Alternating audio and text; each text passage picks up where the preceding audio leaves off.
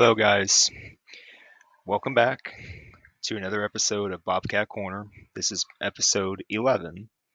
Surprised it's gone that long. I'm back just to do another video, just to do another report, which is going to be short, but always like to keep it short. Um, just a little bit of news coming from the Ohio Bobcats football team themselves. And also, the latter half of this will be to address some comments made by a certain college football media personality that many of you people are very aware of at this point, especially if you go up on YouTube. But first, let's get to the Ohio Bobcats team news, and it has to do with the coaching staff. Let's start there. So let me pull this up real fast. Everything's good. Okay. Now, there has been some shuffling going on with not only the player roster, but also the coaching staff of the Ohio Bobcats football team. And this news broke at the very end of April, April 30th, 2024. And this report from the Ohio Bobcats website, this one says Mattix named defensive ends coach. Albin announces 2024 staff updates. And I will, of course, post a link to this article that's on the official Ohio Bobcats website. And basically, what this article discusses is just what Kurt Mattix brings to the table as our new defensive ends coach for the Bobcats. Um, I'll just read little snippets here just to give you guys the gist of what's going on here in this article. Here's a quote from Tim Albin, the head coach. Kurt brings over 20 years of defensive coaching experience that aligns with our defensive footprint here at Ohio University by stopping the run, being multiple, and getting the best 11 players on the field. And then he goes on to say, we are very excited to have him be a part of the Bobcat family. And just by going over the resume a little bit of Kurt Mattix, uh, it's pretty impressive. I'm going to admit it's pretty impressive. He's obviously gotten around in his 20 plus years of coaching, and he's had stops in Eastern Kentucky, uh, most recently San Diego State for a few seasons, and he has developed, a good amount of talented players in all his years. Just look at the stuff he's done at San Diego State. He has had experience as a defensive coordinator. The Ohio Bobcats, they're just bringing him in as a defensive ends coach. And part of this shuffling is for the coaching staff of the Bobcats is that we have a new defensive coordinator in Tremaine Scott. And Tremaine Scott overseeing the defensive line, excuse me, pardon me. John Hauser becoming the defensive coordinator. I misread. And on the other side of the ball, Brian Smith is taking on play calling responsibilities as the offensive coordinator, while Scott Isporting, Scott Isporting, hope I've said that name right, will take on the passing game coordinator responsibilities. Additionally, linebackers graduate assistant Clay Finney will be staying with the program full time as the director of recruiting. So, just to recap, John Hauser, he is the new defensive coordinator of the Bobcats. Tremaine Scott oversees the defensive line. The new defensive ends coach, highlighted here in this article, is Kurt Mattix. Brian Smith, he's taken on the play calling duties as the offensive coordinator. Scott Ishorping, I hope I'm going to say that name right. Isporting will take on passing game coordinator responsibilities. And then Clay Finney, he'll be staying on with the program full time as the director of recruiting. So there you go. And if I can just check out one more quote here. Yeah, this is what Kurt Mattix himself had to say briefly. I'm going to quote him in this article real fast. I am super excited to be a part of this staff and happy to be back in the Midwest, said Mattix. Looking forward to helping this team in any way that I can. Yeah, so to be sure, I'll be checking up on more information about Kurt Mattix very shortly here. But from what I can see on the surface here, it looks really promising. We're definitely bringing in the guy into the coaching staff who has previous knowledge of how to handle a defense. I mean, he's been a defensive coordinator in the last couple stops that he's made, and he's coming back to the Midwest, a territory that he's familiar with. And I do believe he's going to be a plus. So we're just going to see how this goes. Just got to give the coaching staff time to gel and to really formulate game plans on a week by week basis, and we'll see what happens there. Okay, that part's done. Let's get to this next part. Oh boy, how am I going to handle this one? Give you one more minute here. You know, as college football fans, we check out all sorts of videos on YouTube, all sorts of discussion related videos about this topic or that topic, whatever's going on in college football. And you can't help but uh, scroll through, entire lists of videos. And for one reason or another, I keep bumping into certain videos made by a certain guy named Josh Pate. I'm pretty sure you guys are well aware of this guy named Josh Pate. Very popular guy. I mean, very established guy on the internet. Many people know who he is. He has his own show. He's backed by a, big studio in CBS. He obviously has the support in some way or another from ESPN, even though it's not directly.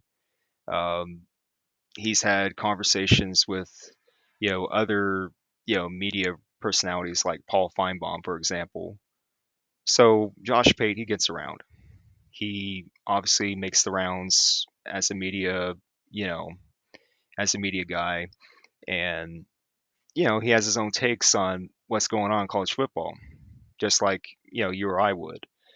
So that in itself is okay. You got to get the word out about what you're doing anyway. That I don't have a problem with. But there comes a point in time where, you know, you sound off on certain things and it becomes pretty obvious that you don't really have a lot of knowledge on that particular topic. I mean, you try your best to formulate an opinion about this certain topic and subtopic about, college football that you think will go over well when you make a video, but then it turns out to just really not go over well with many other people. Some people may like your video, but other people won't. That's just how it goes, especially here on, YouTube.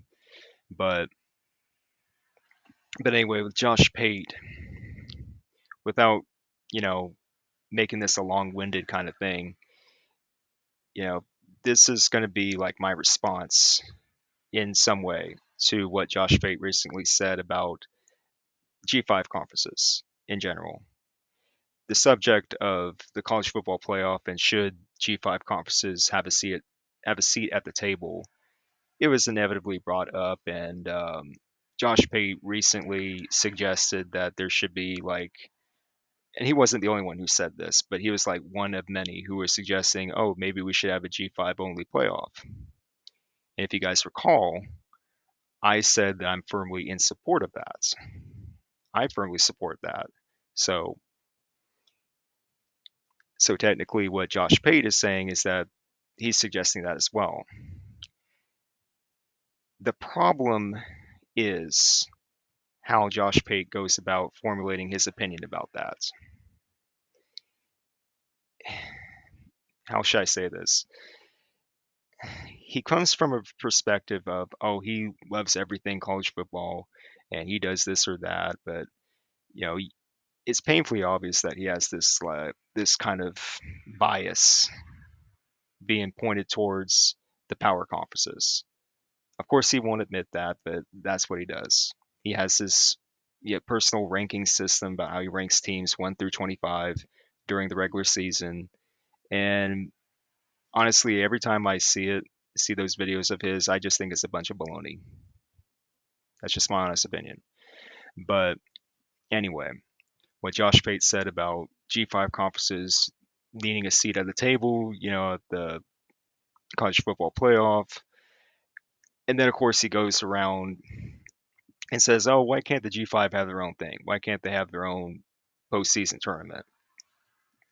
I recently watched one of his videos about that, and he got, fairly, not say, wouldn't say very, but he got fairly upset at the responses that he got to that. He got some sort of backlash on like social media, and I don't like social media myself, but that's just how it is. I mean, really, Josh Pate went on like a tirade about, oh, but G5 schools, they don't do well against Power Four schools. They have this, you know, losing record. Have have like only won 90 times and lost like 250 times. I don't have the exact number in front of me, but that's basically what he said. You'll have to listen to that Josh Pate video for yourselves to understand what he's trying to say. Now, in my opinion, it's not what he said, but it's how he went about saying it. Now, no, I don't think he comes from the right perspective. And I think how he presents the opinion of like, oh, how G5 schools should just have their own thing, how he goes about it, it comes across as shallow. It comes across as someone shouting from their ivory tower, being backed up by corporate entities like CBS and ESPN, basically prompting him to say whatever he's saying. You know, I don't know. It's just one of those things where I can't get behind. You know, when you have any sort of, show, I don't care how much backing you have, you're bound to run into stuff like this. And of course, Josh Pate, he's firmly established. He's been doing this for years. Okay, he has a lot of fans, woohoo, whatever. He has a lot of supporters. I get that. Anybody would in his position. But I just don't think he's qualified to speak on the matter of G5 schools having representation in a postseason tournament of any kind, whether it's college football playoff or G5 only playoff. I just don't think he truly understands what's going on in the G5 conference landscape. He definitely has an idea of what's going on in the Power Four conference landscape because he's firmly entrenched in that. But he has no idea what he's getting into when it comes to G5 conferences. None. He has no idea whatsoever. So, you know, I would love to be proven wrong if he does have more knowledge about G5 schools and what's going on there. He gets around. I give him that much. He gets around, but he's not totally qualified to speak on matters related to G5 conferences. Okay. So, yeah, he goes on and talks about, oh, don't you want to like grow the profile of G5 conferences? Don't you want to, you know, expand the footprint of the G5? Well, yeah, we do, but there's a right way to go about it and a wrong way to go about it. And I also don't like the idea that people like Josh Pate have this much influence over people because even if you're trying to spin it to make it sound like the G5 should have their own thing, that they should have their own playoff, which I believe that to be the case. But how he goes about it is that he's always spinning it so that there's always this bias in the background. And This is why we have the issue that we have now with the college football playoff. That we have so much influence coming from the Big Ten, the SEC, and to a much lesser degree, the ACC and the Big 12. And nobody else can really have any say in what's going to happen in a postseason tournament. It's not right. The G5 should have more than one seat at the table. Let's be brutally honest. Does it mean they're going to win the whole thing? No. But should they have more representation? Yes. And that just gets lost in the conversation almost all the time. The G5 does not have enough representation. And with this current format of the college football playoff as it is now, they are never going to get that sufficient amount of representation. It's just not going to happen.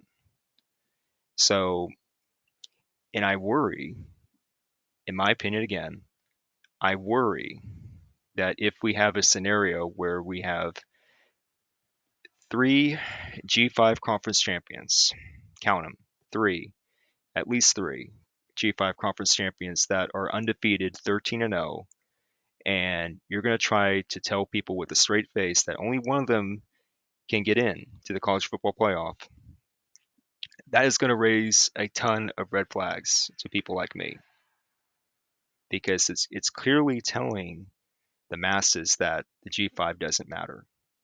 They don't count. No matter how hard they try, they just don't matter to people like, you know,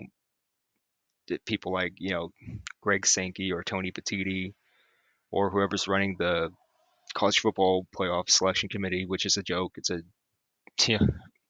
dumpster fire clown show, as I like to say in the chat room. But anyway, that's all I got to say about that. I probably have so much more to say about people like Josh Pate, which I'm not even thinking about right now. But yeah, I'm not surprised by people like him. Okay, he's got his own opinion, but so do we. Okay, so yeah, let me know what you guys think. Have a new background. Just got the new background not too long ago. Hope you guys like it. And yeah, looking forward to see what the newly newly formed coaching staff of the Ohio Bobcats do. Welcome Kurt Mattix as the defensive ends coach for the Ohio Bobcats, and we'll just see what happens. Hope you guys are having a good day. Take care. Bye.